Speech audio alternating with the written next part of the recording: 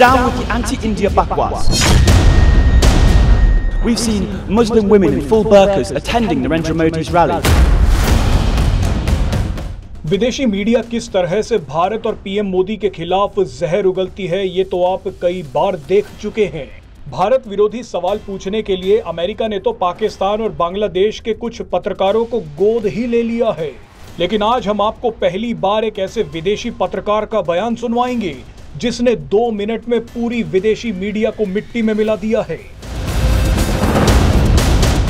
ये विदेशी पत्रकार भारत के लिए अपने देश से ही भिड़ गया है। इस पत्रकार ने पश्चिमी देशों की मीडिया को उठा कर पटका है। ब्रिटिश पत्रकार सैम स्टीवेंसन ने बताया कि भारत के खिलाफ कितना बड़ा षड्यंत्र चल रहा है। सैम स्टीवेंसन ब्रिटेन में डेली एक्सप्रेस नाम का अखबार चलाते हैं और वो इस वक्त भारत में लोकसभा चुनावों को कवर करने आए हैं। सैम स्टीवेंसन का पूरा बयान हम आपको सुनवाएंगे, लेकिन उससे पहले उनके बयान की कुछ जबरदस्त बातें आपको बता देते हैं। सैम स्टीवेंसन ने कहा कि भारत आते ही वो सबसे पहले वाराणसी गए और पीएम मोदी का रोड शो कवर किया। उन्होंने कहा कि भारत की तस्वीरें देखकर मेरे रोंगटे खड़े हो गए। सैम ने कहा है कि समय आ गया है कि भारत के खिलाफ जहर उगलने वाले लोगों को अपनी बकवास बंद कर देनी चाहिए। इन षड्यंत्रकारी लोगों को अब नए भारत की सच्ची तस्वीर दिखानी होगी। सैम स्टीवेंसन ने कहा कि ब्रिटेन और पूरे यूरोप में भारत के बारे में नकारात्मक खबरें ही दिखाई जाती हैं। बोला जाता है कि भारत में धर्म के नाम पर अत्याचार होते हैं, जबकि सच्चाई ये है कि मैंने खुद भारत में देखा है कि बुर्का पहनकर महिलाएं पीएम मोदी का भाषण सुनने आती हैं। ऐसी तस्वीरें देखने के बाद साफ पता चल जाता है कि विदेशी मीडिया पीएम मोदी के खिलाफ सिर्फ दुष्प्रचार करती है। सैम ने कहा कि ब्रिटेन में मीडिया बिना तथ्यों के ये बोल देती है कि मोदी मुसलमानों को पसंद नहीं करते, जबकि ये बात पूरी तरह से झूठी है और गलत है। सैम स्टीवेंसन ने कहा कि भारत में सिर्फ उन मुस्लिम लोगों के खिलाफ बात हो रही है जो गैर कानूनी तरीके से बांग्लादेश और म्यांमार से भारत में घुस आए हैं।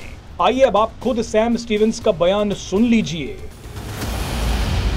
I got straight on a flight to Varanasi to witness a rally roadshow with the Prime Minister Narendra Modi, and it was absolutely electrifying to see this. And I think it's time to say enough with the India bashing. Down with the anti-India bakwas. We need to come here and tell the true positive stories of New India. On the ground, reporting, we're seeing it with our own eyes.